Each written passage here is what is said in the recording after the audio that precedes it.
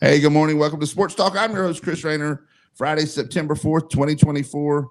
Week 3 of the high school football season already. It won't be long before we'll be in the playoffs and state championship and basketball season. It seems like it just started and it's already week 3. Week 3 of, well, there was week 0, then week 1. So week 3 of college football. A lot of stuff going on there. And, of course, the NFL starts this weekend. So we'll be talking about that. Our guest today is Coach Bob Sanders. You always be coach to me, so I hope you're okay with the moniker of coach still. Absolutely. Welcome aboard. Thank you. Defensive coordinator. I'm going to say with the Green Bay Packers. There was several other teams, but that's my favorite stint you had. I think yours too. It was one of them for sure. Sure. Co-host today is Bob Warlick. You've been here enough. Your co-host status. All right. Thank you. Color analyst for the Cardinals. You know your stuff. And, of course, co-host extraordinaire Ashley Mosely, who's mapping out his picks right now as we speak. That's right. I used to make that nice little sheet every week, but now I just do it on the phone. Everything's getting a little slacker as we go. Right. If anybody wants to volunteer to step up and keep up with it every week, I'll be more than He's happy been looking to. some help, buddy. I mean, this has turned out to be a job for him. You know, it's like as being a booster president. When somebody comes to me, we really need to start this and do this. I say, you are a great one to head that up. Would you like to head up that program? That's usually where it dies, right there. the new programs. So, welcome to Sports Talk, man. Week 3 already. Can you believe it? crazy. I know. We do want to thank our fine sponsors before we get going any further. One of our fine sponsors happens to be sitting here, so we want to make sure we thank him. Very much. Thank you, buddy. National Dodge Chrysler Jeep Ram, the law offices of John Drew Warlick, CNS Paint, Ron Choate and Victor Case, Onslow County Motor Company, Fountain Management, Miss Sandra Fountain, Wismart, Chappie's Chicken, Great Gas and Oil, Bartley Insurance Services, Bill Mercer, Humphrey Heating and Air Conditioning, Rock Creek Golf and Country Club, Golden Corral, Lane Associates Family Dentistry, Doctors Tommy and Kim Morgan, Jones Onslow EMC, your Touchstone Energy Cooperative, Southern Touch Painting, Barnes Diamond Gallery, and, of course, Bayshore Animal Hospital with their new location, 623 East Sabinson Drive in Swansboro. We do want to make sure we, especially today, thank Helen's Kitchen and Billy Grissett. We have BLTs on the way. We do Billy Bowls most Friday mornings, but every now and then, even in the morning, you want to try something different. And, man, them BLTs he's bringing, that's going to be good stuff. I've had them before, and nothing like a good bacon, lettuce, and tomato sandwich. The Wood Ducks Report, we're in the waning weeks of our Woodies Roundup. They played this. We went this week as a radio station. Well, 2/3 of a radio station. Hollywood couldn't go, bless his heart. Ashley went with us. 4-3 Wood Ducks win. We'll cover more of that in the Wood Ducks Report. But it is the swan song for the Wood Ducks. This weekend will be the last weekend, so we'll give you all the details on where to go and how to see them before they fade off into the Spartanburg sunset. Racing Report is powered by Onslow County Motor Company, Ben Beasley and the gang. Oh, the Wood Ducks Report, of course, is by Downey's Heating and Air Conditioning. Downey's Wood Ducks, Downey's Heating and Air Conditioning. It's just a marriage made in heaven there. Jason Humphrey and the gang, thank you for sponsoring that. And, of course, like we said, our NASCAR and Racing Report is powered by Onslow County Motor Company, Ben Beasley. There's been some good NASCAR racing. If you've liked NASCAR at all, or even if you don't, if you've started watching it, there's been some good stuff the last couple of weeks. So we'll cover that when we come up. You can also subscribe to our YouTube channel. It's YouTube at WSME Radio. And, of course, our Freedom Facebook page. You can find all your favorite on-demand sports talk podcasts at WSME971.com. And without further ado, Coach Bob Sanders. Let's see, you've been on now, what, 27 times? So you're once or twice. You're one of our top. And the beauty of it is anytime I call him, he's ready to go, and you love talking football, don't you? I do. I really appreciate you having me. You are you still having people? I know one that does, but are you still having people call you and Coach? Would you mind looking at a little film or occasionally? Yeah. I'm surprised you're not working since the last time you were here. Coaching somewhere. Yeah, retired. So that consulting fee of $1,000 an hour is kicking in. So he's got book tours and stuff like that. Run over your dossier with us one time. That's a big word. That's SAT word. That's the SAT version of Can resume. you spell it? Is the only question I can. Dossier, DOSEA. Dossier. That's it. I think it's got an R and a U in there somewhere. Something like that. You started, of course, locally. You went, of course, Jacksonville High School and played at Jacksonville. Exactly. Tell us a little bit about your playing career. We're just going to catch you up a little bit from the last episode. Started at Jacksonville. Played football, basketball, and ran track. You were for the always Cardinals. sweating, weren't you? Always sweating. And then I went to Davidson and played football at Davidson College. Now, who was your coach at Jacksonville when you were here? Cameron Little. Cameron Little. Mm-hmm. And Jack Bell in basketball.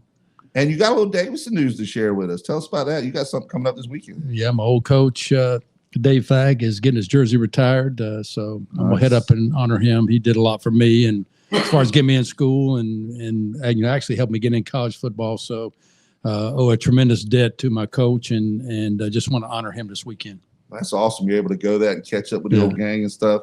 And you just got back from Green Bay. Well, you had a 15-hour flight from Green Bay coming back. We'll tell us about that. But it shows that you're what you did and what you accomplished and how well you were thought of, that these things you're invited back. Tell us about your trip to Green Bay and what it was all about. It was a Hall of Fame for this year. Clay Matthews and Aaron Campman went into the Hall of Fame. And Aaron, actually, I coached Aaron when I was in Green Bay, invited me back and, to share in this event with him. And so had the opportunity to see a lot of the old guys and a lot of people that, worked in the organization are still working there. So it was really a fun time. And, we had a great time seeing Aaron and renewing a lot of old acquaintances, from, the Green Bay days. Has Green Bay changed a whole lot? A lot. It really has. A lot more people, and the facilities are just, unbelievable. Well, so, is this the first time you've been since Titletown was made? Yes. Okay. Mm-hmm. What was it? Did you get to tour it any? No, I didn't. We just, we got in there Wednesday afternoon. My oldest daughter still lives up there, so we were, had some family time, and I have a grandson in 9th grade, so I watched him play, some football, and then had a chance to see the local high school there, Hortonville High School, and are they the Packers too? no, they're the Polar Bears, Okay. but so we enjoyed that, and then Aaron had a reception on Wednesday night, and then the actual banquet was on Thursday night, so it was good. We had a great time. Well, any of those where you're touring with the big wigs and the celebrities and stuff, if you need a luggage man or two, my son is a huge Packers fan. Just call him. He'll tote your bags around. He'll wear a suit, make you look like you're with the CIA or something like that. Yeah, I don't need that. So you don't need that. The airport at Green Bay, what is it comparable to? Obviously, it's not like, I don't think it's an international airport. No, it's just a little bit bigger than Jacksonville. Mainly for people coming to the ball game. Yeah, is that pretty much? And then it's large enough to get some big jets in and out, Yeah. because that's where Green Bay flies in and out. The Packers right flies in and out of there, so you can get the big jets in there, but a little bit bigger. Well, you probably didn't do the drive a whole lot because you were coming, when you go, you fly and everything. But the trips we've taken up there, you're coming up the interstate, and all of a sudden you round that curve and you see the G up on the hill, and that's just a mecca of football. I mean, it's a bucket list place. Yeah, it is. Lambeau Field is, in my opinion, the top, and actually it was rated the top stadium experience of any. Yeah, and the Hall of Fame there, if you haven't been and you're a Packer fan, is phenomenal. Just a number of things that, the history that's there, and, the guys that are still around, and, they're all great guys, and, so it's a lot of fun. Well, like I said, my son was coming up when your quarterback then, Brett Favre, was big, and so he became a Packers fan, even with us being Panthers fans and everything. I grew up back in the day when were liking football. You can attest this around here. You were either a Colts fan from Baltimore, a Redskins fan, DC, sometimes Atlanta, the old Grits Blitz, Buddy Curry and that crowd, Steve Barkowski. They were big for a little while, or a Dolphins fan, or a lot of people were Packers fans. And so we were always loved the Packers, but when the Panthers came, I switched teams, with the local team and everything, and I love my Panthers. I love going to Bank of America Stadium. But, man, it is no comparison to the show they put on at Lambeau. If you at the atrium, the Hall of Fame, the museum, they have the giant Super Bowl trophy. I've got some pictures I've seen sometimes, some things we did with my son there. They do the tour of Lambeau Field. If you've never been on that, when you go, take the tour, because they take you all the way up to the G and all the way down to the field and every point in between. You get to actually go on the field, but they do not let you touch that grass. Yeah.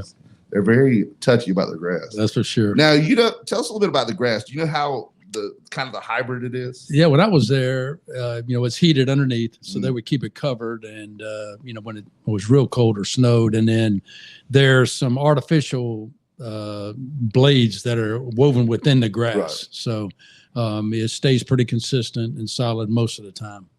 One thing you will not do is walk out there on that tour and pluck grass. If you pluck it, you probably go down. They probably tase you. Because they're touchy about the grass. But we went the day after they played the Giants, the game we went, or one of the games we went, And when we did the tour, we went the day after. So we were actually sitting on the sideline, the tape and stuff still laying around, and souvenirs abounding, if you want some guy's sweaty, wrist tape or something. But you're right there on the sidelines. The tour goes through the tunnel. Have you ever done the tour before? I have. When I've had friends there, I just go on it with them. It's really good in the tunnel. They used to, I don't know if they still do now, but they had the announcer, right? The 12-time, the world champion Green Bay Packers, and then the crowd noise as you're in the tunnel. So it's it's a neat experience. And the dude that does the tour, the one we got, I'm sure there's more than one. Billy, welcome this morning. Thank you. Thank you, buddy. Thank you for being with us. Thank you for the vittles too. Thank you, sir. Take care, Billy. The guy that was doing our tour, he just knows his stuff. The elevator, when you get in, going from the top, will say going down. So right as he's going, right on cue, he'll say, "So what's going to happen to the Cowboys when they play the Packers this weekend?" Going down. And, it's just perfectly timed, and they know their stuff up there. And I haven't been since Titletown, but now they've got it. You can snow tube, do all that kinds of stuff up there, Yeah, my kids have done all that.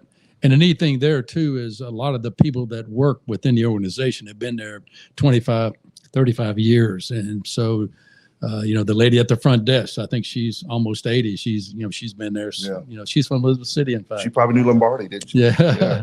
But, a lot of people have been there for a long time. So the consistency that they have, not only in football, but also within the organization and in the town is really, really nice. Yeah, it's an awesome experience.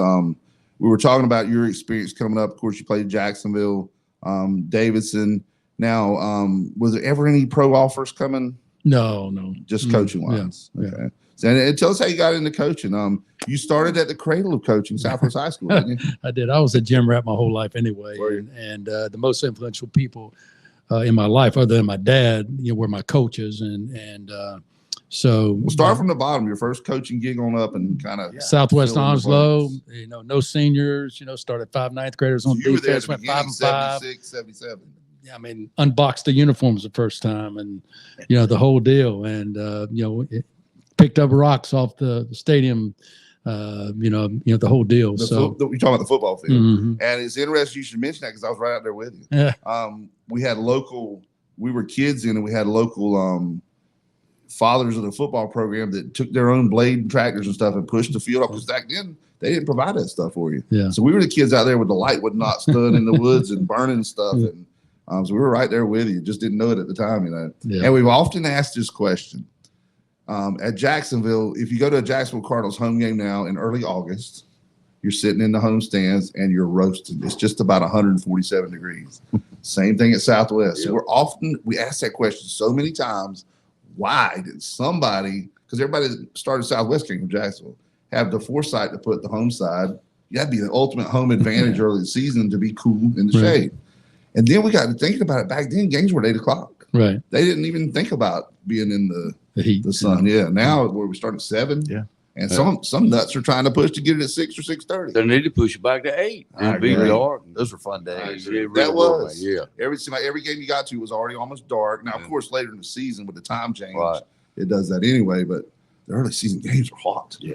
Jacksonville's roast just like Southwest does. Not to mention sometimes the sun factors in the game where receivers can't see the ball and that Yeah. sort of thing. The shadows coming Yeah. from shade to the sun. Now, if you don't believe that's a deal, go to those major league parks where the shadows get and it gets about halfway between home plate. Right. And them hitters, it's tough. That ball's coming out of sun in the shadow or vice versa. It's just a whole different game. What did you think of the Wood Ducks game Wednesday night, Ashley? I loved it, man. I got sort of tired. I mean, it's been a long day for me. I stayed through I think the 6th inning. That guy was popping that mitt, mitt, wasn't he? Oh That yeah, one pitch, man, he was I bringing it. told you, man. He could really. He had a great fastball, no question about it. Well, we'll cover. in the I Wood left. Ducks It was report 3 to what nothing in happened. favor of Augusta. So I said, this is probably over with. So I went on home and found out. It was dull up till then. It had not a lot of zip to the game. But I don't understand that. if the music. Wood Ducks can make up 7.5 games in 3 days, they can get in the playoffs. You don't have time to enjoy the baseball game because of the music. And now I I understand mean, what you're saying. they'll play an intro to a different song every 30 seconds. Well, they have By the time you now start they have looking walk-up music, of Right. course, for every hitter. Damn. But what he was doing, what their guy was doing, he had snippets from us like every scenario. So, like if a guy struck out, it'd be like bye-bye or something like that. And it was stuff, you're right, it was playing all Well, the it time. breaks your train of thought. If you're looking at the ball game and you sort into the baseball game or whatever, you hear Yeah. this distraction over here, some of this, this modern music, what they call it, Yeah. rap or tap or something. I don't know, but Rap, can't crap. understand it. And then something else comes on. I don't know. It's funny how you can add a C to rap and make it crap, huh? Yeah. Real quick, yeah. Coach, so follow us on. Well, actually, we're gonna take a break, and when we come back, we're gonna have our racing report first, and then we'll talk more with Coach Sanders when we come back.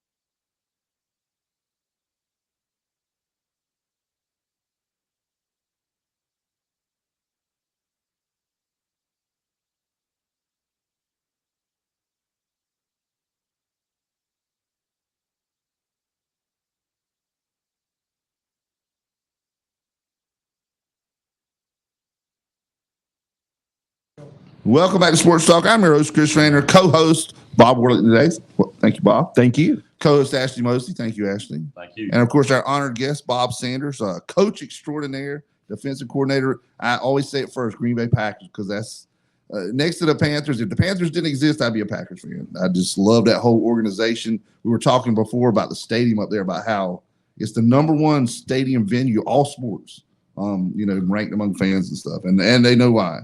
Well, also up in some stadiums, they're not stadiums, actually, they're raceways. What racetracks have you guys been to as we segue into our NASCAR report? Rockingham, Martinsville, Darlington. in Darlington. Yeah. Darlington's a great place to watch a race. Mhm. You step back in time at Darlington. You can sit Darlington, almost on the racetrack. you're right. Darlington and Talladega, you expect as you're driving down the country roads to see a pterodactyl come out of the woods because you're that far back in time. I mean, it's just a different world now. Where have you've been at the 500? Daytona. Before? Is that the only one you've been to? Is Daytona? Mhm. Okay.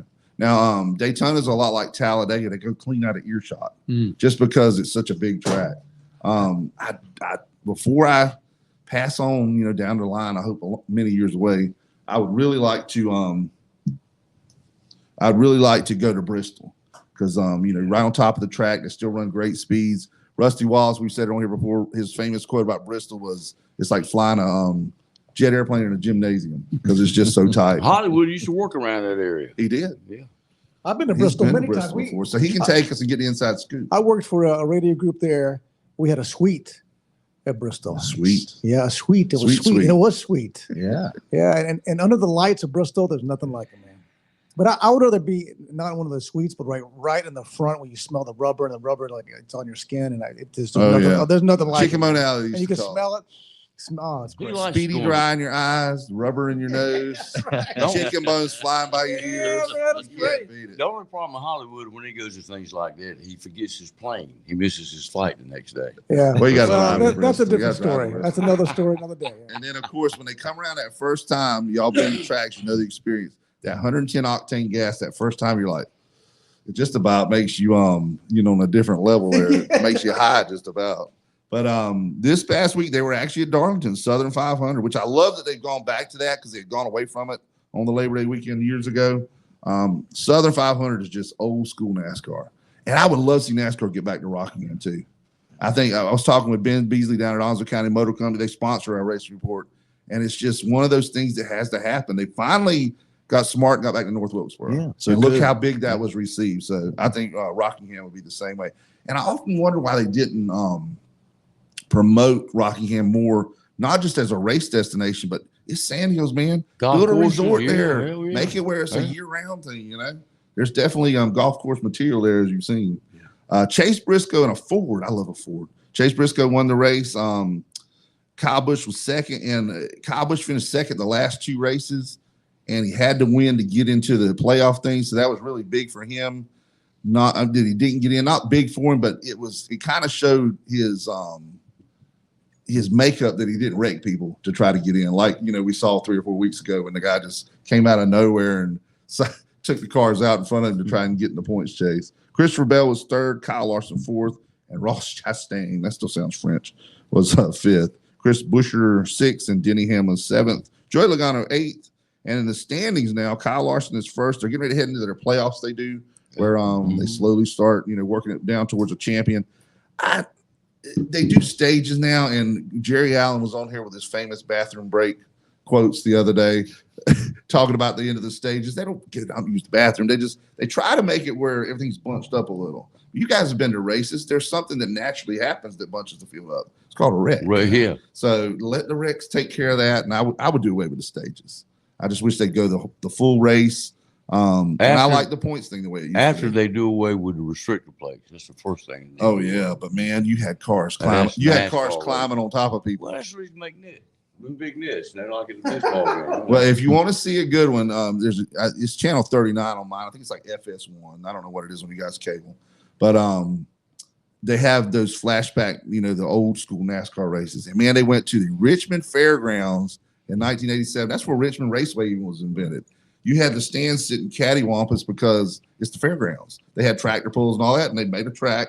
It was like the guardrails you see going over the Northeast Creek Bridge. There was no safer barriers. There was no fence. It was just cars racing. Well, a little bit of Onslow County history. There used to be a racetrack on Old 30, and one of Richard Petty's 200 wins was at this racetrack right over here. And a lot of people, look at like the second place. I think second place is like 100 some wins maybe. And they wonder how Richard got 200 wins. Well, back then they raced 2 races a week. Right. They come here on Tuesday night and then go to Darlington on Sunday. So that track is. You can still see it on GPS too. You can see it through the trees, the embankment, everything. Oh, yeah. So when the critters get gone, the skeeters, the snakes, all that stuff, we'll go over there one day and we'll find it. And when Junior Johnson was going between races, he would drop off a delivery every once in a while and went to the next race. That's how he started racing. That's right. Yeah, running that shine through the hills. Yeah. And there's nothing better than going towards Boone.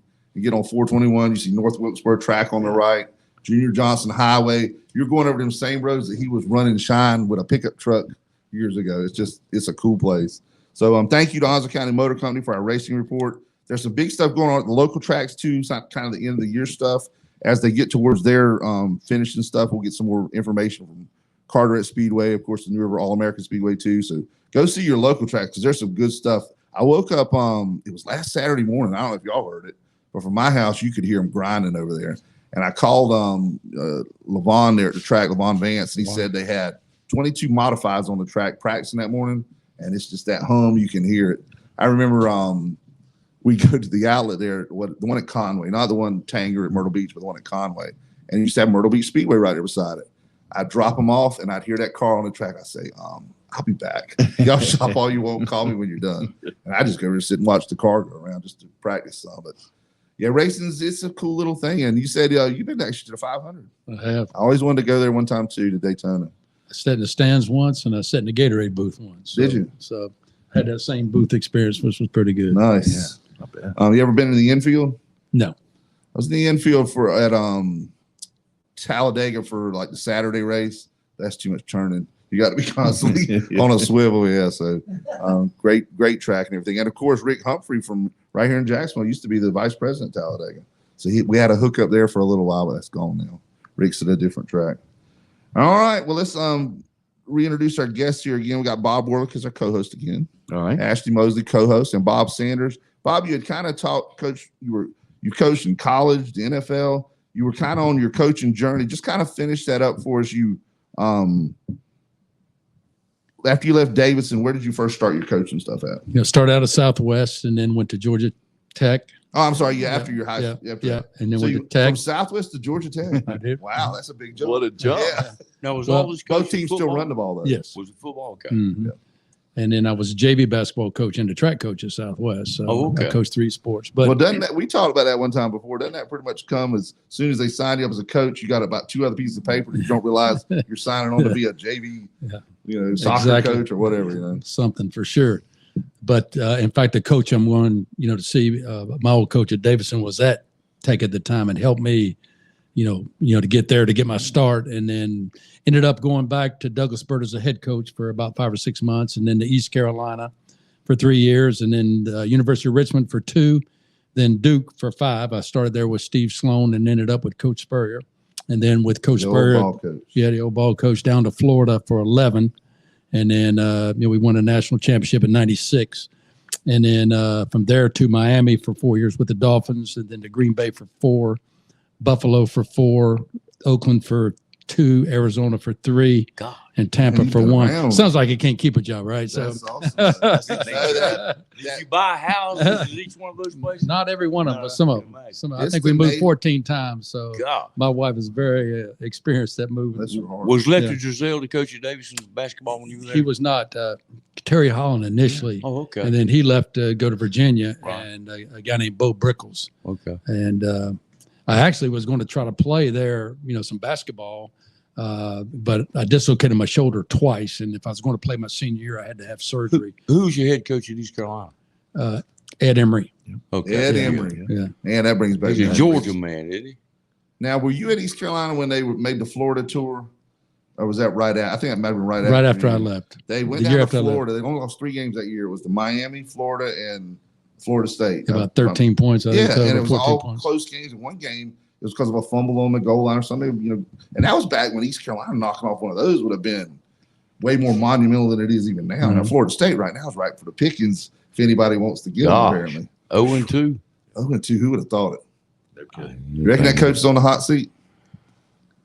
Just on the- It's getting warm, I can It's tell you getting that. warm. Yeah, it's just not.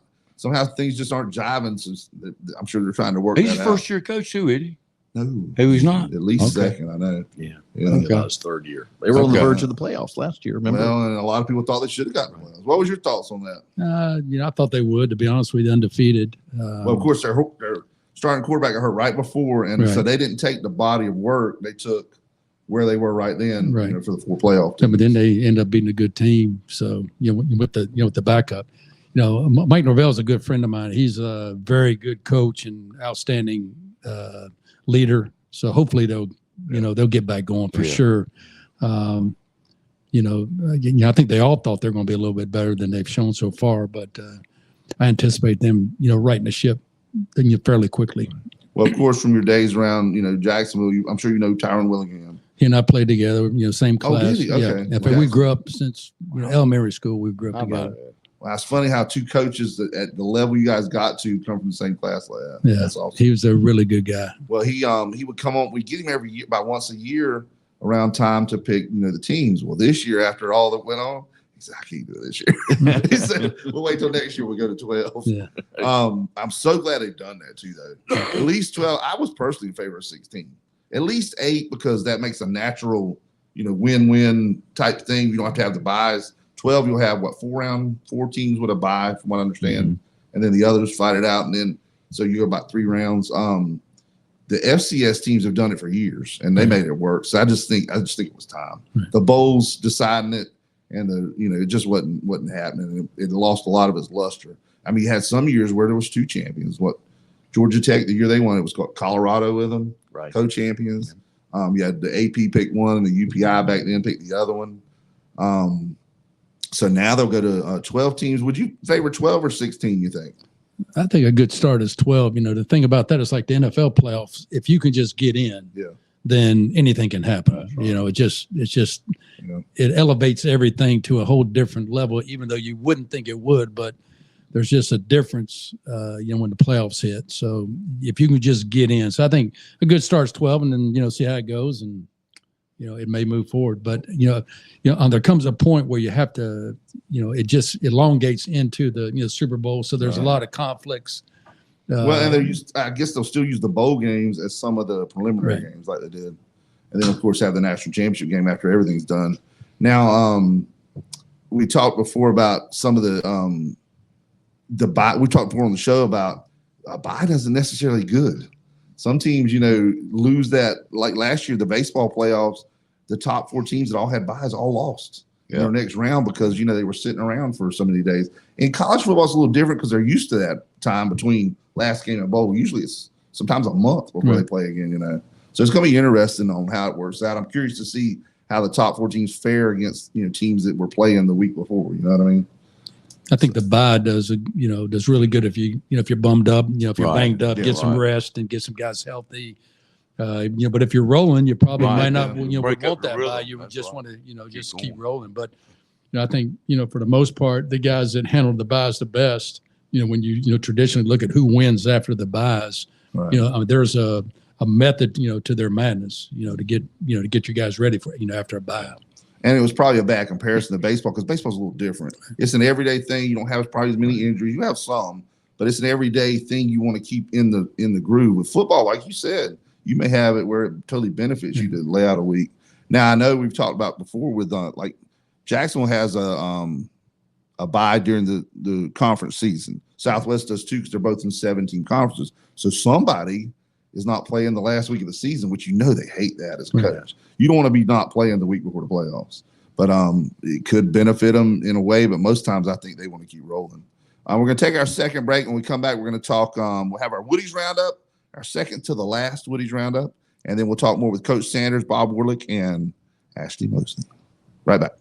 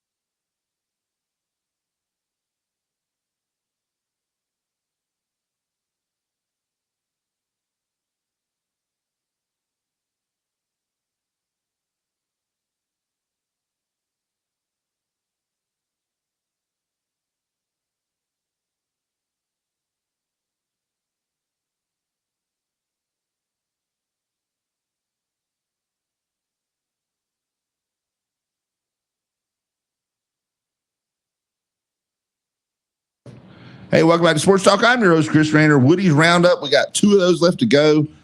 John Clemens came to see us Wednesday night when we were at the game. Man, I just hate it. There's not going to be baseball in Kinston after this week, but Wednesday night, 4-3 walk-off win. Nice.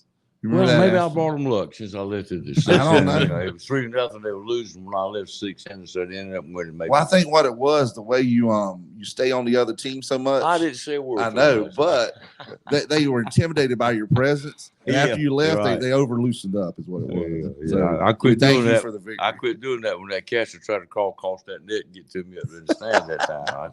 We had one guy try to talk to the team, and he put his face right in the net. He almost looked like he was robbing a convenience store with his face in the net. I don't know. I guess he thought he could get a little closer to him, but anyway. The Wood Ducks finished up 3 games left. They got tonight, Friday, September 6th, 7 p.m. First pitch. The World Series trophy will be there tonight. Oh, really? So you can get your picture with the World Series trophies. Of course, the Rangers won it last year, and they're the parent organization, so that trophy will be there. Bunch of stuff on sale too. Oh yeah, Having a They're yard having sale. big yard sale starting Friday or starting today. Yeah, so it starts this afternoon at 3. That's right. That's right. Saturday, of course, tomorrow, September 7th, 5:00 first pitch. That one is the Carolina Hurricanes jersey, whatever called replica jerseys, but instead of CANES, it's DEWD, I think. Oh, everything in the Wood Duck Down these store Wood is Ducks. reduced 50% too. It is. It was that way the other night. Umbrellas and everything. Yeah. And unfortunately, they had sizes that I could have worn in middle school. They were the little boy sizes. So I'm full figured, so they didn't quite have my sizes, some of the stuff. And then Sunday, the Swan Song will be complete. Sunday, September 8th, 1 p.m. first pitch. I think he said it's $2 admission Sunday. As fan appreciation, they're also going to have some other stuff. They're going to be auctioning off and stuff. Everything from gift cards to local restaurants to they'll be giving away a lot of stuff at Sunday's game. So go Sunday for their final game. The only thing is it's knocking heads with the NFL for opening day. That's going to be kind of tough. Yeah. Yep. If you go early and see the game, then watch the NFL afterwards. Of course, you'll miss the Carolina Panthers when their opening game of the season. So. But they do have another team coming in. The Kinston Wingman. But it's like North Star, North State League, Old North State League, which the Ospreys play. And we've already talked about that's going to be our next. That's going to be our road trip to see the Ospreys play up there. Yeah, how about that? Go see them play in historic Granger Stadium. The only downside is it's only a 2-month season as opposed to March to September. But anyway, it is what it is, and hopefully they can court somebody else there. I'd love for Jacksonville to have a minor league team. I wish. I think you could head that up, Bob. No, they tried 20 years ago and came really they close. didn't have a stadium, did they? Well, they were put that to a vote and it didn't work out. You got to, if you build it, they will come. Maybe true. Yeah, So I think this place would love it these days. So thank you to Downey's Heating and Air, Jason Humphrey, the game for sponsoring the Woody's Roundup. Woody's won't make the playoffs. You have to win either first or second half. They're too far out unless something that they can't be in the playoffs. So this will be their last 3 games. So go check out the Wood Ducks and send them off into the Spartanburg sunset. I hate they're going down there, but then I guess our next closest team, minor league wise, will be Wilson probably. Fayetteville about the same. Of course, Durham is AAA, and that movie didn't hurt them getting the bump up from the bus leagues, the Carolina League to AAA International League. So might have to go check that out. You ever been to a Bulls game? I've never been. No. How about you, Coach? Have not. I've always wanted to go. I've been in the stadium, the old stadium. UNCW used to play Duke there when they played. So actually, was at a game there as it was being played. I'm sitting in the, I was a work assistant with UNCW, so I got to sit in the same dugout that Crash Davis and then sat in. It was pretty nice. But the new Durham Athletic Park is awesome. Yeah, it's nice. I've seen it. I've walked around it, but I haven't been there for a game. So we have to check that out. That'll be our new go-to for minor league baseball from now. That is a little bit of a step up from the Carolina League. So we'll have to check that out. You a big baseball fan? I am. I like to go to the park. Who's your team? Major League. I don't really have a specific team. Not a Braves guy? I like to go to the park. That's what I like to do. Have you been to the new Atlanta Braves? I haven't been to the new one. Last time I was there, when I was at Florida, we had alumni that got us in the World Series one Thursday night. Really? Heading down there for recruiting. So we flew in there and he got us into the World Series. So I'm that starting was to pick up that you've got more hookups than I got. So used to. The next time me and my son are headed to Green Bay, I'm gonna be on the phone and say, look, anybody that can get us just a little something different. We want to sit in those recliners at Lambeau Field. You know what I'm talking about? I do. There's the 4 recliners that sit there. I don't know who they're for, I guess it's like drawings or special guests. But you're sitting there, you got your TV monitor, you got the green and gold recliner, you sit back in. It's nice, right at midfield. So, it's always just a treat to go to Lambeau Field. So, I think we're going to hit another break. I saw you headed for the Carolina Hurricanes scoring their third goal. I like it. That just means we're scoring goals. That's good. So, we're going to take our last break. When we come back, it's going to be all football the rest of the way. So, buckle up. We'll be right back.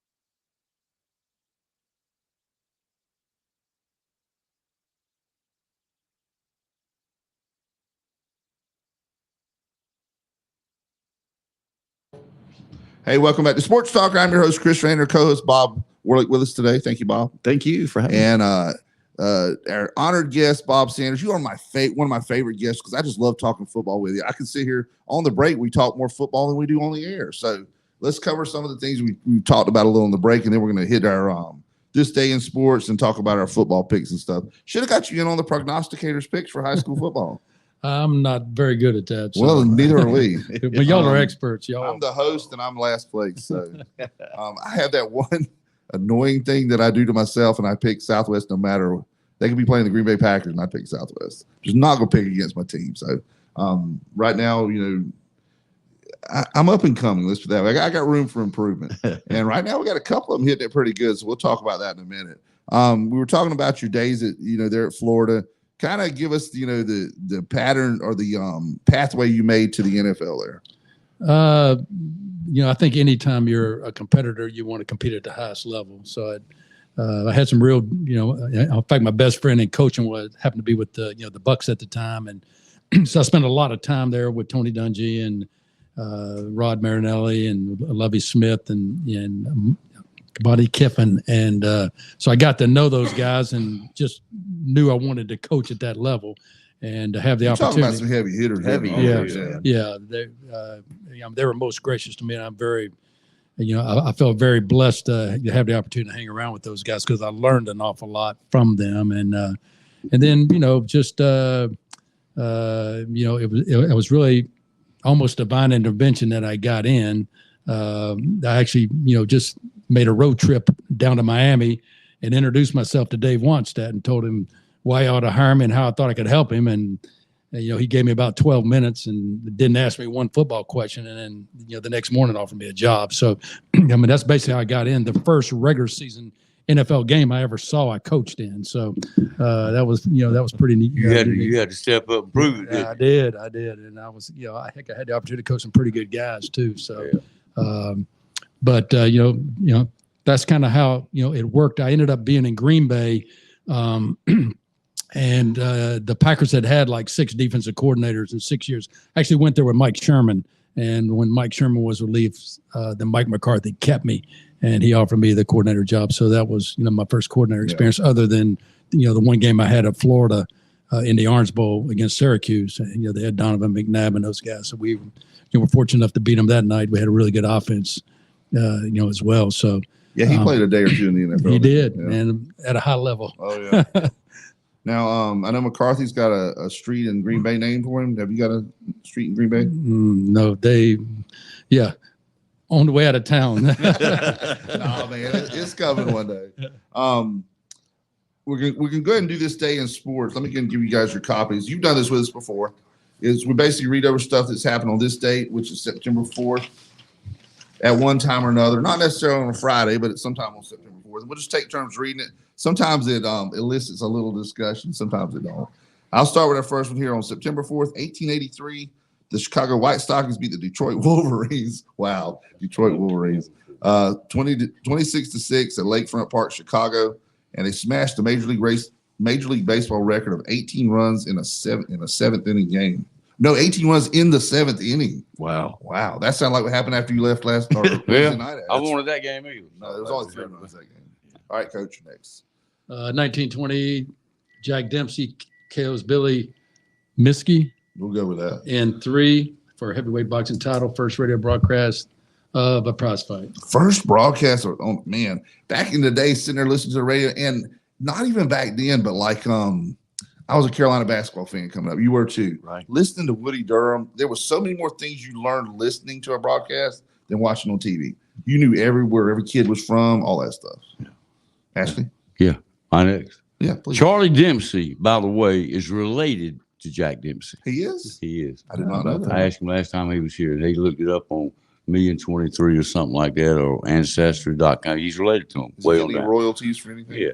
1943, Carl Scheib, who, by the way, is Earl Scheib's brother. I knew you were going to say that. Who painted cars. Right now, people go, who's Earl Scheib? Yeah. He becomes the youngest pitcher. Carl Scheib becomes the youngest pitcher in American League history at 16 years, 8 months old. I'm guessing that has something to do with World War II.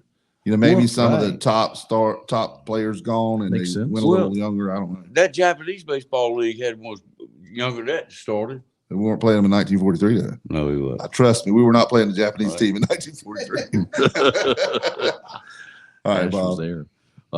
September 4, 1946, All-America Football Conference begins regular season play as the Cleveland Browns beat the Miami Seahawks 44-0 in front of 60,135 fans at Cleveland's Municipal That's gotta Stadium. be a misprint, The man. Miami That's Seahawks. crazy, isn't it? Miami did have a football team back in 1946. The Seahawks. That was a different thing. Yeah. That wasn't NFL. That was a whole different thing. And it kind of Well, then the Seattle Dolphins. huh? I don't know. The But it Miami kind of Seahawks. just kicked in what you were talking about a minute ago. The Japanese team having 16-year-olds. Yeah. I heard Chinese Taipei playing our 12-year-olds one year, and there was a kid that looked like he could He have. was 46. Yeah, he was about 21 years old, looked like on the hill pitching. All right, in 1954, the Yankees use a record 10 pinch hitters. Not anywhere to go with that. 1960, in a famous victory, American decathlete Rayford Johnson scores Olympic record 8,392 points to win the gold medal in Rome. He beats rival and friend C.K. Yang of China by 58 points. That's the one where they do all the 10 different track and field events. Isn't that what it is? Oh, yeah. They sprint, long distance running, high jump, long jump, all that. Yeah. Javelin, Javelin, that's right. all around. Discus. athletes. Yeah, man. Shot put. All right. Yep. 1963, actually.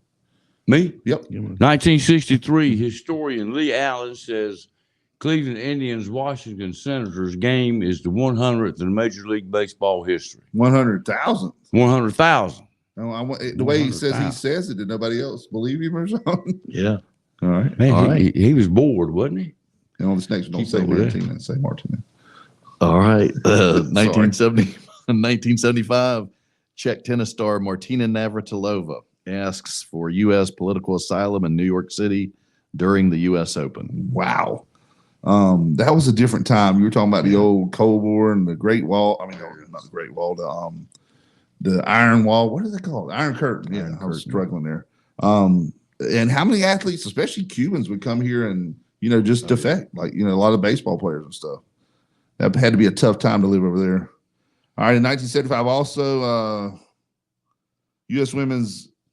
Open women's tennis in Forest Hills, New York. Chris Everett wins her first of 6 U.S. singles title, being Yvonne Goolagong Cawley, Goolagong Cawley of Australia, 5'7", 6'4", 6'2".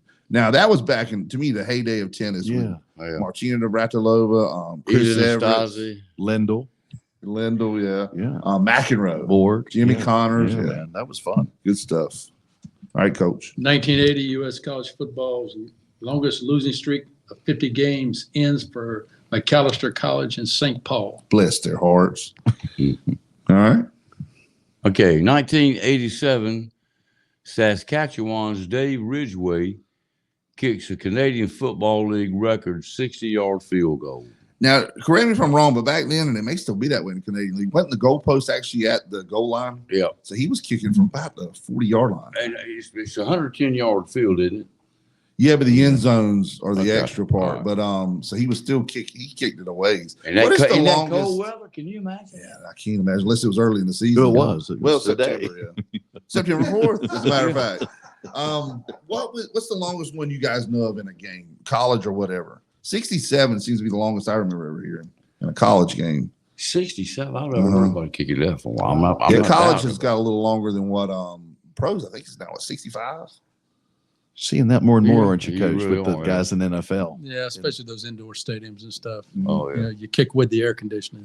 And then you had that lunkhead that used to kick barefooted, or a couple of them. yeah. How do you do that, especially with cold weather games? They had a high school guy up around Guilford County, Alamance, and the Yeah. cold weather was booted. Western. 56, yeah. Western yeah, that Alabama. dude could kick. Cold, 26 degrees outside. Yeah. He went to Clemson. I don't think we've. Now, Coach, the famous play where if you fair catch the ball, you can declare a free kick. That weird play that's still on the record books. I've seen it actually happen in the NFL, like in the last 5 years, a couple of times. You know what I'm talking about, but neither one of them made it. Right. And it was long, and it was like one of them was like a 67-yarder, Mm. and basically they're kicking it off a tee. So an NFL kicker can do that. Well- It's just, I guess, the struggle of that moment. I don't mean to get off the subject, Please do. basically, and go down a rabbit hole, but Coach Chuck Martin told me that in the NFL now, if you're going to kick an onside kick, you have got to tell them. the other team you're going to do You it. have to declare it. Your player has to walk to the center of the field. I declare onside kick. Come on, I man. know. What do you think about the new kickoff rule? You It gonna looks tell good them to on kick it it. Yeah, it onside. I mean, that's just that part of it is not letting them know what you're going to be doing. Just watching it in the preseason, watch everybody stand there until the ball hits or somebody catches it, and you got to hit it within a 30-yard zone or it's a penalty. I don't know. It's weird to me. I forgot where we were. Does anybody remember who did the last Yeah. one? Bob, 1995. Cal Ripken Jr. breaks Lou Gehrig's record playing in 131 straight games. And didn't he end up going like 4,000 or something? Yeah, it was a lot. All right, in 2008, U.S. Women's Open Tennis, Serena Williams wins her third U.S. title, beating Jelena Jankovic of Serbia 6-4, 6-5.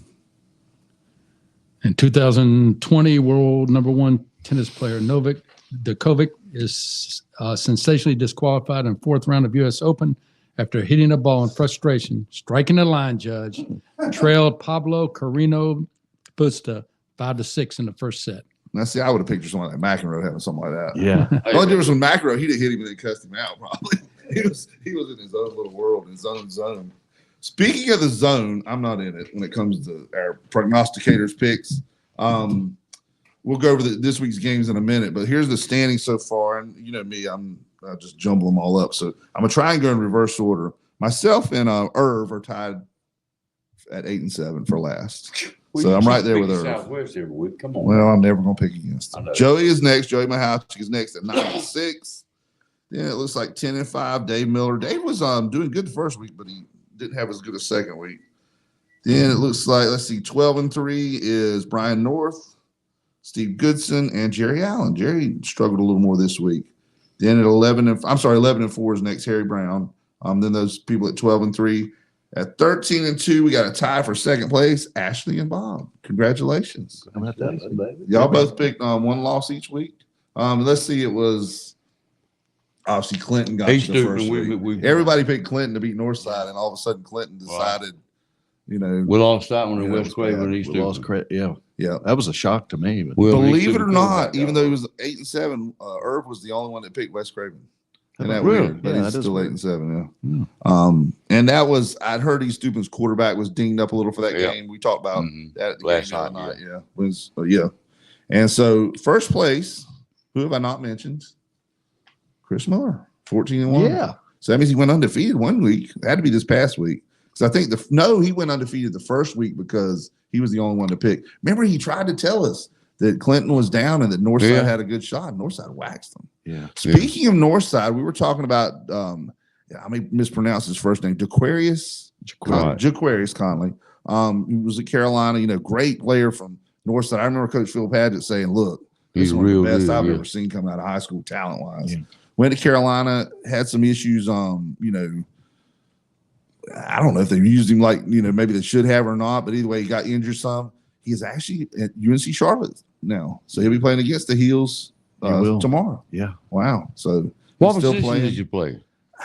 He was more like an athlete, a little bit of everything. Yeah, he was Kick everything. returner, Both ways. punt North returner. side, yeah. I think they had him at DB at Carolina. He was. So probably still defensive back. Yeah. And they may put him at wide receiver some. They may Travis Hunter him a little bit. Mhm. Let him play everything. He may have grown into an outside linebacker. He was an He unbelievable. was. He athlete. was a Great man talent. child in high school. Yep. Now, we were talking. I don't know if you recall this. You were still, in the coaching world and stuff then when Phil was doing it. But when Phil was had the show going, Coach Padgett had it going. He was compiling like the greatest to ever play in Onslow County, greatest athletes.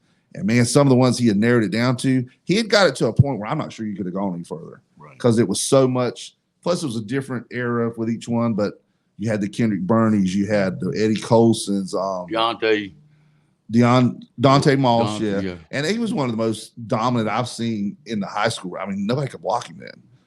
Marcus Jones, obviously, may not have been the greatest athlete, but certainly one of the ones that went the farthest from Onslow County. And then probably, of course, Mario probably has the pinnacle because he's the only number one draft pick from Onslow County. He's the only number one draft pick in North Carolina. Did you know that? I did not. I never knew that. That North Carolina, the state of North Carolina, never had a number one draft pick before Mario. Is he a Hall of Famer? Is he in the Hall of Fame? I don't think so. Not yet. Do you think he would make the Pro Football Hall of Fame? I'm not It's sure the hard to body say. work There's- in the pros was. Yeah, there's a lot of qualified guys that don't make it. Yeah, I you're agree. right about that. They really Then are. there's only like 379, I Okay. think, or so Yeah. that are in the Hall of Fame. I'm not sure his or Marcus's body work in the pros were enough to probably get Hall of Fame, just to be honest. Now, we talk about the Hall of Fames, and of course, in baseball, probably has some of the biggest travesties whatsoever. Dale Murphy not being in the Hall of Fame, that's just crazy. And of course, Pete Rose, with the gambling issues. But How about Brett Favre? it's He's tough. not in yet, is he? I don't think he's been out long enough. 5 has he? years. You got to be out 5 years to be I eligible. don't know. I'm not sure either. But I'm sure he'll probably will be. Hope so. eventually Hall of Hope Fame. so. Yeah. As long as all his issues he's got. Yeah. I don't know about all that stuff. Talking about Brett Favre, though, I want you to tell the story, how close you guys were to going to the Super Bowl and what happened in the game. It was the Giants game, right? Yeah, the Giants NFC Championship game in Lambeau, overtime. The with Brett frozen Favre, old tundra. rules, just need a field goal to win it, and it's over. And we win the toss. So he ended up throwing an interception. Right. And we lost on the walk-off. So he wasn't scared to throw it, though, was he? No. He would. That's why he Sling loved it to be with- around Was there. it pick six? No. Okay. No, he just stopped the game. I think. We Interception. stopped and at they- first and 10, right. second 10, third and 10, fourth and 10. Blitz 4 straight times to try to knock them back. And then they kicked. And they kicked the field goal. He had missed from the same distance earlier in the game. Wow. So I Now- thought we still had a chance, but Now, where were you at the time when the famous "We want the ball and we're going to win the game"? You know what I'm talking that was the year about. before. Yeah, I was. It was the down year in before you Miami. got there. Yeah. But who was that kid? Al From- Harris. Um, Oh, yeah. he made the interception, but who was the guy that threw the interception from the Seattle? His brother played too, and I can't remember the last name, but you know what I'm talking about. Yeah. They win the toss, and he's at Lambeau Field, right? And the Seattle quarterback says, "We want the ball on the mic. We want the ball, and we're gonna win the game." And next thing you know, he throws a pick six to Al Harris, and game's over. with. Yeah, Ball game. yeah. You don't say things like that. No. Have you ever done a Lambeau leap? No, Like out there by yourself, looking around, No. nobody's looking, and go. no. Everybody's doing it now. Everybody's It's leaping. not the same. I know it's not. It's And not even the original. ones at It's Green like a Bay that terrible do towel. it, you don't see it like every play. It's like they know when to do it. There's a certain time you'll see it happen. And I don't know if it's always been that way. That wall's not low. No. No. You almost got to get a little bit of an assist. You got, unless you're a high stepper, you got to go up and hope that they pull you the rest of the way because it's up there. And that turf is called what? The frozen It is tundra. hard if you fall on it. Well, of course, one of the most famous games there, of course, was the Ice Bowl. Obviously, Oh, yeah. before your coaching days and playing days and all that there. So they always covered the field. And like you said, they've got, a radiator under there that keeps it warm. Well, they didn't take into the fact that as soon as you pulled it back on a minus 37-degree day, it froze. And so it was nothing but a sheet of ice, right? I mean, you all seen the history stuff. Yeah, it was bad. And finally, it was Bart Starr, right? Scored on a quarterback sneak. Who made the famous block for the Packers against the Cowboys? Come on now. Was it Jerry Kramer? Kramer, yeah. My son has his autographed jersey. You know who was right next to him? Fuzzy Thurston. Fuzzy Thurston? Yeah, old Yeah, Fuzzy. Fuzzy used to come over to the house for chicken on Sundays. I know Fuzzy. Thurston. Back before your time at Green Bay, too, the old Green Bay sweep, the Packers sweep. Does anybody still run that much anymore? I don't know. I've seen some teams. They pull off a lot of guys out front. Yeah. Ray Durham run it a whole lot, didn't he? Oh, yeah. You better believe They it. pulled everybody. Yeah. Pulled the kitchen sink to Well, get it out there in works, front of it. man. Come on. It it did. works. Now, the Packers ran it in preseason. I don't know if you saw one of some of the preseason games, but they ran the old Green Bay sweep, and then even the announcer said, that looks very familiar. So, yeah, you think there's still a place for power football? I do. If you, I agree. if you can run the football, you open up a lot of things. You Control really the clock. I do. I believe that, man. Heck yeah. The most high-powered offense in the world cannot score if they're standing on the bench. That's true. And we've talked about, especially in the high school ranks, everybody's going spread. So I think those teams that really can run good power football, nobody's running it anymore. It's not like they practice it like they used to. Same thing, though, if you're a power football team, you don't practice against the spread all the time. So you have to learn to take what you can get. What do you see NFL-wise this year coming up? I think the same teams that have been kind of leading the Packers. Just kind of give me your the top Chiefs, five. What you think. the Chiefs, and I don't know. Maybe the 49ers. Right. I agree think they're with still you. going to I be really there. do agree with that. Everybody's talking. Philadelphia Eagles, Yeah, the probably. Eagles. It depends on how they respond because they actually had that collapse last year. Yeah, they did. Yeah. And, Looked so good and then just kind of tanked. yeah, at the they end won of the Sort game. of 10 in a like the row Tar and Heels. ended up. Yeah. Sort of like them Heels. Yeah, a lot like Well, the Heels have a very flexible schedule coming up. Let's put it that way. Yeah, they're playing Wayne Community College the third week. They're It's not playing that bad. Elon College ladies team the second week. They Well, will start UNC off Charlotte, 6-0. UNC Charlotte is an They're up and coming they're program. fine. Wouldn't you agree? They have been. And they put some Yeah. players in the NFL and stuff like Who that. had? UNC Charlotte, Oh, yeah. NC Central. I'm not so sure about that, but James Madison no pushover. No. Since No, they've they're come, not. I mean, they won, the FCS as an FCS team, but now they're Division One. I mean, they're not a pushover. But then the conference schedule luckily kicks in some better home games. Oh, yeah. You probably know getting season tickets. It wasn't the best It's not the best season, non-conference no. home schedule at all. Coach, do you know the Signetti coach that was at JMU? He's moved on. Everywhere he's been fantastic. Yeah, I don't know him Okay. personally. Just professionally, he's done a great job. He's for sure. unbelievable. Yeah. I mean, now does. at Indiana, if he Right. wins at Indiana, then I Yeah. think that's the frosting on the cake. Well, hasn't he been mentioned as possibly a replace for Mac later? Only in my mind. I knew I'd heard the name somewhere. Wayne, I thought we had pretty made good that last year. discussion. Is this the coach you're talking about? No, he was at JMU last year and went They from had a good team Elon. last year. Indiana did. Better, right? Yeah, Yeah, yeah. you're right. And of course, the coach at ECU now, Houston. Is it Houston or House? It's Houston. Houston. Yeah. He's making- He was the James Madison coach, right? Mhm. And I think everybody really expected in Greenville when he came that things were just going to just go through the roof, and it just hasn't translated so far. I think he's got a chance this year. I think they feel better best about team, I yeah, think. Yeah. Probably, Yeah. But you know what I'm saying? I think everybody thought it would be instant. What's it Yeah. been there? It's like his fourth or fifth year now. Yeah. So I think Yeah, it's been there a while. time for some results there. Do you ever go back to any Pirate games or anything? I have, a few here or there, but not a lot. I've known Mike a long time, and I hope this is a good year for him. He's a really good guy, and Oh yeah. he does a good job. So hopefully, And I he'll think do he's well got the this year. makings of a great head coach. And I Yeah. think he is already. I just think Right. he had to get his pieces in Right. place. Yeah. Mhm. Dakota Marshall, who was all conference player there at, from Southwest and at East Carolina, he has a great tailgate spot about 2 spots from the door. Next time we go and we've got a couple extras, I'll call you and we'll go back to Pirate Land. But then of course you have to take me to Lambeau Field. So, apples and oranges, you know what I mean? What do you think? You think the Packers got a chance this year? I do.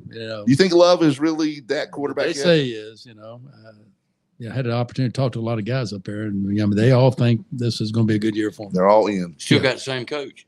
Yeah. Okay. Now I know Love really blossomed about halfway through the season this past year. It was like he may have been too tentative to start with, didn't have that gunslinger mentality. Mm-hmm. But have you seen the pictures of Favre, Aaron Rodgers, and Love all throwing with their feet off the ground? Yeah. You know what I'm talking about? Yeah. It's almost like they all have that same flip delivery. Yeah. That's just the Green Bay staple now somehow. It was nothing for Aaron Rodgers to look like there was nothing there, and all of a sudden that ball was gone. Yeah. And he's Quick just release. quick release. Yeah. So you gonna try to go to a Packers game this year? I don't know. Well, when we go, we drive, so you're welcome to come with I know us. it's trout season. It's So, a long trip. The trip through, you probably haven't driven it much, but the trip through West Virginia and stuff, beautiful place to go through. Then you get to Indiana, and you're kind of just like, please, Lord, just let me get to Chicago and get past all this, because it's just nothing but open rolling hills. Some of your favorite moments as a coach in the NFL. Things that pop right in your head. Some of the things that pop into your head are really kind of nondescript things. Things that a goal line stand here about Right. Zach Thomas. With 4 straight tackles, or I saw Junior Seau bust a finger one time, and I go in and they're sewing it from the middle of his middle finger all the way around the point through the quick. And I think he missed one play. And he goes right back in. Yeah, he's right back in. Some things like that, but the NFC Championship game twice. I coached in the Hula Bowl. I'm sorry, the Pro Bowl in Hawaii. Also the Hula Bowl, but that was after I got done. But the Pro Bowl in Hawaii to have that many guys of that talent, on one team, it was just amazing to see. And so I was fortunate, very blessed. I don't take anything for granted. I'm just grateful for the opportunity, and a lot of people here in my hometown, helped me get that opportunity, and I'm always grateful for my hometown too. We're proud to have you from here, man. It's just to have you on the show is cool to have somebody that's been through the experiences you've had. I want to ask you one question. This is the seedy underside of football. Did you ever see anything in a game you thought a player might have been shaving a point or Never. doing something? You never saw anything like that? Because there's so many conspiracy theorists out there that some of them think that the whole NFL's in on it, and there's no way with the number of people that's But then you'll see a play like last year, Patrick Mahomes late in the game. There's like 20 seconds to go. They're already up by 5, and I think the spread was like 9 or something. You know what I'm talking about? Yeah. He's running unmolested to the end zone and takes a knee at the 3. Yeah. So, and I'm not saying he did that, but I'm just saying I understand the whole principle is you want to take a knee and run out the time. But with 20 seconds, there's no way they're scoring twice, 2 touchdowns. A lot of that's respect, though. Yeah, Possibly exactly. too, yeah. A lot of But respect. as Kansas City Chiefs fans, you're sitting there going, "Wow, quarterback could have made this whole stadium cover their, the point spread." And so, you try not to think about those things. I know. And that's exactly As a right. coach, I And I'm never sure a even looked player at doesn't that. either. Yeah. And plus, today they make so much money. Why Yeah. would you need to shave points? Oh, I'm not saying he was. I'm just saying that. I understand his that. fans, Any his home sport. fans were just like, Look at the millions of dollars they're making. They ain't You're right. probably thinking about all this. That's true. I remember you've heard Al Michaels call many a game on Monday Night Football. Al Michaels years ago was always in tune with the spread. So I remember the Dolphins scoring a late touchdown that meant nothing. And I remember it says, some of you people are really happy right now. Some of you people aren't. So, Al Michaels was always, it amazes me that he goes back as far as he does and still able to call games like he does. A lot of them just kind of lose it. And, there's not that fluidity, or if that's a word. But Al Michaels he's timeless, man. I don't even know how old the guy is, but he's just still kicking. Who do you think may challenge from the AFC? Obviously the Chiefs. Who do you think will challenge them in the AFC? That's hard to say. You think Baltimore's ready? Yeah, I think so. They, what the talent that they have, but it'll be interesting to see. Buffalo may be hanging around. And Buffalo, I think, is the one that everybody's waiting to blossom. Yeah. A lot of people thought Josh Allen would have had 2 Super Bowl rings by now. Yeah. And I don't know, just hadn't happened. Is Cincinnati on the way back up with Burrows healthy again this year? Maybe. Maybe. It'll be interesting. They hadn't done it, so it'll be interesting to see if they do. Well, I think right now it runs through Arrowhead Stadium. Yeah. And have you heard they're talking about, they want a new stadium and everything? Man, I just don't. I know it's older, but man, that's right up there with, to me, Lambeau. Not quite that level, but it just is one of the iconic stadiums. It is. It's Now, a great you place to play. Been in a game? Oh, yeah. Played there before? Oh, yeah, for sure. Now Buffalo, obviously. Did you ever have any interaction with the Mafia? Oh, yeah. Not Yeah. the Mafia, Yeah. the Buffalo, Yeah. the Bills Buffalo. Mafia. Right. Oh, yeah. They're crazy. Aren't Yeah. they? Man. Did you They ever, are. did you ever go there for a game and bust through a table or anything? No, but a lot of good fans, great fans up there. They had a facility across the street. They would start camping like on Thursday afternoon. They're like Duke kids Yeah, for a for basketball Sunday stay game. for a Sunday game. Just Wow. have to camp, and there was a big little local bar right there on the corner, with wings and everything. So it was just, vintage Buffalo. The home of the wing. Yeah. Vintage Buffalo. My wife, we're Panthers fans, and she says, "Look, they're playing Buffalo. We're going." So I'm just waiting for that to happen. Hopefully, they'll end up playing one day. Now, fans from other teams, you may not want to say this. You might want to take the diplomatic route. What would you say was probably the worst fans you encountered? Philly's tough. Philly's tough. Philly. Well, Philly's tough. I mean, they're great fans, but it's a tough place to play if you're the opponent. Yeah. I would Well, say that would be one it of the used to be the toughest. only stadium that had its own jail in it, and Magistrate, because they had did, to yeah. process so many. It's true. Oh, Yeah. that's true. They had their own jail and Magistrate at the stadium because they had to process so many people. You could go, get put on probation, and be out back for the rest of the game. I mean, Oakland had a pretty good fan base too. Oh yeah, the black When it hole. was in Oakland. Yeah, Yeah. that was pretty good. You've seen those. You don't have Facebook, do you? I don't think I've seen it on there. But you've probably seen some of the videos of, like, I think one is the Vikings fans walking through the Philadelphia gauntlet to go to an Eagles game. And it's just a family of four. And some of the things that were hurled at them, like, insults, People crazy. man, it was bad. And in all my years of going to Panthers games, encountering, I've never been to the other stadium, but encountering fans there, we went to, it was like the 2015 or 2016 season. I think it was 2016 after they went to the Super Bowl. Good Panthers team. It was a Thursday night game or Monday night game. And man, it was probably only 10% Eagles fans, but they were unreal. You waited the fourth quarter when that alcohol kicks in, and you really. Well, they stop at the end of the third quarter most times. I got you. For such reasons. Yeah. This year the Panthers have the Cowboys and the Chiefs. And I anticipate those two games probably being just about 50-50 fans, and otherwise. Now, as far as traveling, though, I probably Green Bay travels as good as anybody. Steelers. Steelers too. Yeah, You're right. they do, don't That's they? true. Yeah, they do. There's Steelers fans everywhere, and then they come to games from that area too. Hollywood, how we doing on time? About to wind it up. Hey man, I always say, Always open ended. if you have great content, Chris, and you're not rambling and you're focused, Oh, I started rambling 30 minutes keep ago. going, man. Yeah, well, probably know? need to end it then because I'm starting to ramble. You're starting to veer off a little bit there, buddy. You know what I mean? Get out of rabbit hole. But you got a great guest, lots of content. Oh yeah, we could talk football for weeks, and that's the thing. Sometimes I think we're better just to turn the mics off and just have a conversation. Yeah. Anything you want to add before we go, Bob? No, man, just it's been Obviously, a pleasure. No Cardinals tonight. Yeah, You're the no color Cardinals football tonight, but get out and watch a high school football game too. We got two big games. Two man. big games, We got yeah. Southwest and Croatan tonight, and East Loop and Richland. Southwest White Oak Southwest White Oak. White Oak, that's right. at Southwest the Corral. White Oak, Come right. spend lots of money. Come spend a The lot of booster money. president would appreciate it. And then who did you say East Duplin and East Richlands? Loop and Richland tonight. as And well. both of them And teams Beulaville, playing pretty right. well. Yeah. And we East got the big Duplin's- NFL game. That was last That night. was last night. Okay. No, there is one tonight in Yeah.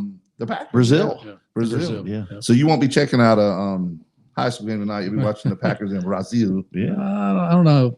The Croatan guys are good friends of mine Right. as well. So, I have a lot of good friends that are in the counties that are local. So I try to hit a high school game. It's a privilege and a pleasure It to really spend is. time with you, Coach. I It really always is. Love having you thankful here, and man. Thank you. very blessed and appreciate you guys for having me. And I have to mention this, that, of course, off week for the Cardinals. Next week will This be week, West but, Carteret. yeah, next week. In my neck of the woods, Morehead City, we travel to Morehead West Carteret. City? Yeah, Morehead City. 6 o'clock, of course, will be a pregame with this guy over here. 6:30. Right, You'll actually be the 6:30. first one home 6:30. for the first time. That'd be Oh, great, yeah, man. around the Yeah. corner, man. Pre-game always 6:30 usually, but it will be next week with Bob Warlick. He's sitting right here, the color commentator for the Color guy. Cardinals. Yay! Coach, come on down and watch the Cardinals. We're supposed to eat, aren't we? Yeah, we're gonna eat. Okay. Yep. We'll I'm decide. smelling We gotta work seafood, it don't out. you? Good. Yeah, it's gonna be good. I love going to that stadium. The Nice. students, it's packed. It's a great And the environment. thing You like is, no broadcasting matter outside, I don't love it, man. no matter what the record for each team is, that's always a competitive I game. love it. Jacksonville It really and is. West Carteret, it's always a Yeah, tough game. It is. So Now I'm wondering Since I've been though, there. talking about the Packers playing in Brazil, are they just gonna have their first names on the jerseys? You know, like what I'm talking about, soccer, Like Oscar, soccer, and yeah. you know, yeah. will it be Jordan and Right. you know what we their last name on it? That's funny. All right, let's hit our sponsors before we go. Anything you want to add, Coach, before we go? No, just thank you for having me. I We love having you. enjoyed You're it. welcome Thank to you. come anytime. If you ever see a week that you just want to come hang out, and be co-host. I Come on. appreciate We'd it. love to have you. We need to add Thank a you. sponsor on it when you get through. Go ahead. I'll do it at the end. Do you want to do the sponsors today? You do No, an you go eloquent ahead, job with them. You sure? Where it is? Right here. Okay. Well, first of all, I'd like to thank Hampton Hadley for coming on, being a sponsor with us on Jackson High School football. He's a chiropractor, specializes in pediatric chiropractic. Went to Broughton High School. We used to play him in 4A when I was at Goldberg High School, but he's helped sponsor Jackson High School football. We appreciate that, Hampton Hadley. Also, J&T Siding has come on to sponsor football for the rest of the year, right there Nice. on Henderson Drive. We appreciate them coming on. Cheryl Minix, interesting fella. We spent about an hour with him this morning. We sort of appreciate that. And all standbys, we wouldn't be here at all if it wasn't for National Dodge Chrysler Jeep Ram. Harry Brown, Chris Raines, Ryan Brown, Robbie H., thank you very much. Probably the oldest law firm in, I don't know, did you guys In America. did you guys represent Blackbeard when he was around? The law offices of John Drew Warlick and Bob Warlick. Appreciate everything you Yeah, do, buddy, thank coming you. on today. I heard they did represent Benedict Arnold back in the day. Back in the day. Yeah. And Ash doesn't want to tell you, but he was right there with it. I'm gonna get off. I this. didn't say that. Let me tell you. Last night, a guy from Augusta stole a base in Kinston against the Wood Ducks. And the guy in the press box called out a lawyer's name and said, "You Yes. need." You remember what he He said? said something about if you get caught stealing, You need go to call so him. so. Every time a base is stolen, they do that attorney. That's pretty yeah. neat. Yeah, that's You know, what lawyer would want somebody as a thief to try to defend? You know? Right. That's all. It was funny. But anyway, back to the sponsor list. CNS Paint, Ron Schoten, Victory Case, Jacksonville's premier paint store since 1957. Onslow County Motor Company, the guys there, Jerry, Terry, Brandon, Travis Jack Thornton, who sounds like a pirate to me. That name, Travis Jack Thornton, of course, Ben and Brandon Beasley. Sandra Fountain at Fountain Management, Lisa Thornton, good friends with Hollywood over here. And Whizmart Chappie's Chicken, Great Gas and Oil, Bartley Insurance Services, Bill Mercer, Richlands Guy, Hunt for Heating and Air Conditioning, thank you, Tommy Duff. Rock Creek Golf and Country Club, probably Onslow County's best golfer. Rick Morton is a pro there. Probably needs to be in Onslow County Hall of Fame. we're working on it. Okay. Of course, couldn't go anywhere without Billy Sewell, Golden Corral, which are two locations, one in Greenville Boulevard, here on Marine Boulevard, Jacksonville. Lane Associates Family Dentistry, Drs. Tommy and Kim Morgan, thank you very much. JOEMC, your Touchstone Energy Cooperative. And the host of 2 Minute Six Pack works there, Steve Goodson. Y'all got that thing rolling. Yeah, again, I we're going to see the understand. Tar Heels tomorrow. Thank you, Steve. Good. Southern Touch Painting. And Roger Carroll, he does things all over the county for the schools, athletic wise. I think he fixes If you're bleachers. sitting your butt at a game, he's probably pressure washing for them. He probably He is. just okay. helps all the schools. We appreciate it. Barnes Diamond Gallery, Southwest Girl. We appreciate Lindsay Miss Jarman Lindsay, helping us yeah. out, her husband. Bayshore Animal Hospital, Dr. Gina Francis, a 1976 graduate, Jackson High School. She was a cheerleader there. And they got a new location now open at 623 East Avison's Drive right there in Swansboro. And, of course, Billy Grissett, Hell's Kitchen. Thank you for the BLTs today. And Oh, man, I the can't big wait. bowls and the cheeseburger. Yep. Thank Been a you all. pleasure. Thank you, man. We appreciate our sponsors. Support the sponsors that support Sports Talk. That's exactly right. Hollywood, anything to add? We've already talked about the Cardinals Thank you, game. Hollywood, Hollywood's man. good. He puts it all together, man. Couldn't do it without him. And once again, thank you, Coach Bob Sanders. Look forward to having you back. Yeah, thank I you. appreciate it. you, Y'all take care. We'll see you next Thank week you. on Sports Talk.